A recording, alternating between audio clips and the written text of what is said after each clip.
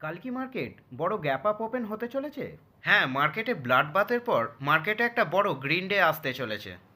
এর কারণ ট্রাম্প চীনের ওপর 125% 90 দিনের জন্য ট্যারিফ লাগিয়েছে, আর অন্যান্য দেশের ওপর 90 দিনের জন্য 10% ট্যারিফ লাগিয়েছে। এর কারণে ফ্রাইডে মার্কেটে একটি বড় গ্যাপ আপ ওপেনিং হতে চলেছে।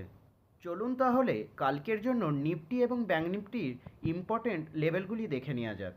নিফটির ইম্পর্টেন্ট লেভেলগুলি হলো, কাল মার্কেট 23,000-এর ওপর ওপেন হলে ফার্স্ট রেজিস্ট্যান্স হচ্ছে 23,200, পরবর্তী রেজিস্ট্যান্স হচ্ছে 23,500, আর নিচে সাপোর্ট জোনগুলি হলো 22,800 ফার্স্ট সাপোর্ট এবং 22,600 নেক্সট সাপোর্ট।